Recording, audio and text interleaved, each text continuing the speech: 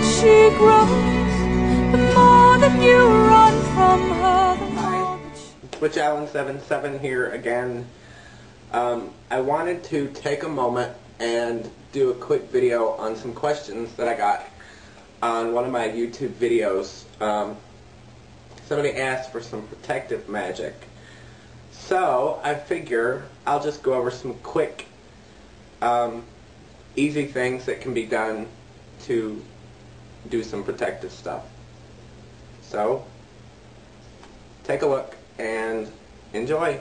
Okay, first things first, a witch's bottle. This one is mine. An old Nescafe Alta Rica decaffeinated coffee. Nobody uses this anymore. Here's what the witch's bottle contains.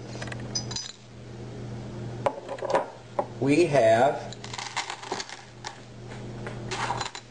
bits of glass from a broken mirror, or actually not a broken mirror, a broken window that we once had, which the glass keeps things from penetrating.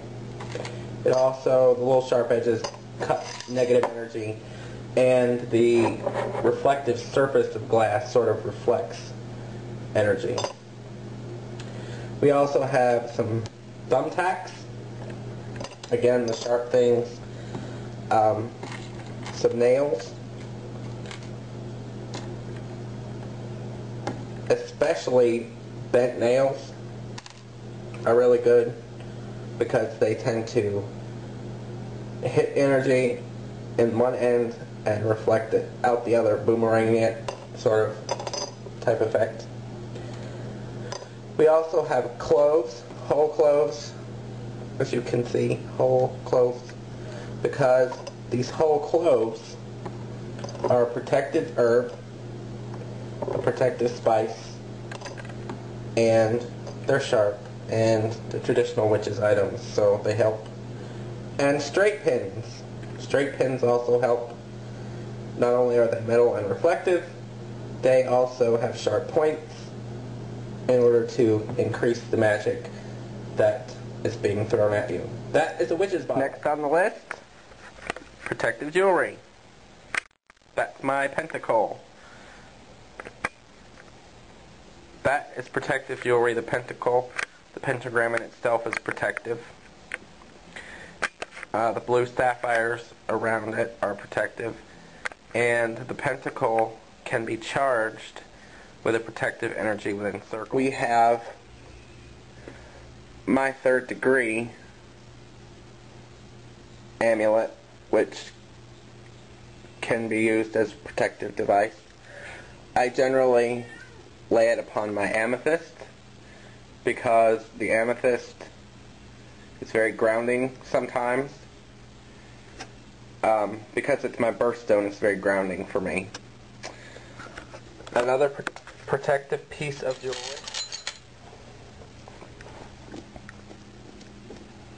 is jade. Jade beads are very protective. They balance you in earth energy because of their color and the fact that they're from the earth. And they are protective in that they are reflective, and they're round, which balances your harmony, inner harmony, and various other properties of jade. But jade is generally a protective and good luck stone. That's why I've made this out of stone. A protective amulet for me is the Cernunnos, the stag head with a Celtic knot in the background. It's on a ceramic piece, which is attached to my jade bead. Another piece of protective jewelry is the witch's garter. Mine is made up of my very first measure and several brass bells, tiny ones, and some purple silk braided with the twine. It is very protective itself. The bells are protective in that they alert negative energies that you're around and that you're protected. Negative energies tend to flee from noise. And the last piece of protective jewelry that I own, see if I can get this up here for you, is an amber and jet bracelet. It is not a necklace because the coven in which I was trained did not use necklaces of amber and jet. We used beading, or bracelets. So, the amber and jet bracelet, amber beads alternated with jet beads, is very protective. The amber increases energy and the jet grounds. That's the traditional reason for amber and jet.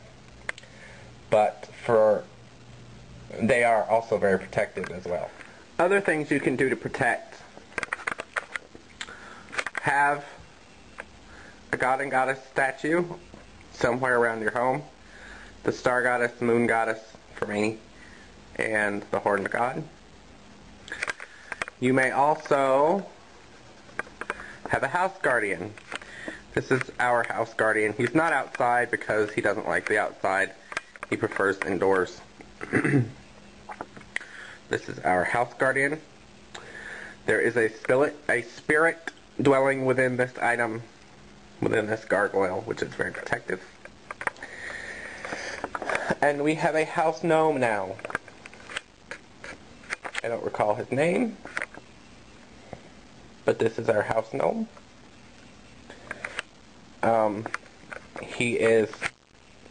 He can be protective, but mostly he's the cleaning guy, I think.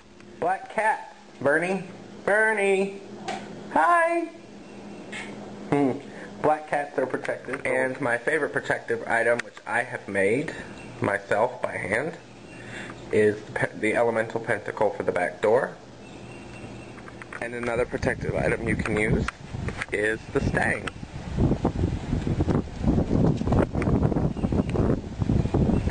The stang is generally a two-pronged stick, symbolic of the horns of the horned god, but it can also be very protective in itself, and that's why I have it here at our right. So, above all, I guess what I'm trying to say is use simple measures to protect yourself and your home. Use simple wards. They're much more effective than big, complicated wards. As a matter of fact, that witch's bottle I showed you, I made as a result of someone threatening to attack me psychically, magically, and for a few weeks I had headaches as a result of this magical attack that was taking place. They're rare, but they do happen within Wiccan and pagan communities, and it would be wise to take precautions. But I took that precaution, and the headaches went away shortly after I made the witch's bottle. I'm most likely assuming because the person who psychically or magically attacked me either stopped when he discovered that he was being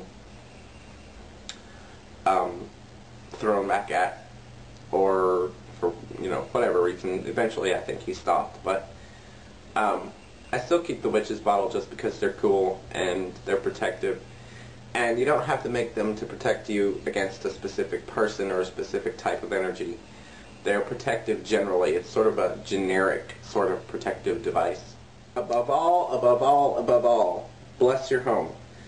Cleanse it, get rid of any negative energies, seal it, ward it, which means ward it, seal it, and then call in the blessings of the deities.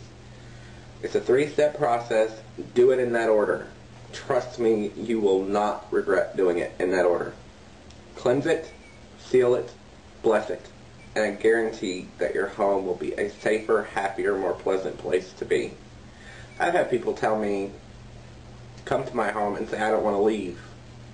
I've had people, repeatedly come over and over and over and over to my home because they find that it's such a peaceful, comforting environment. There you go. That's my video on the protective stuff. Later.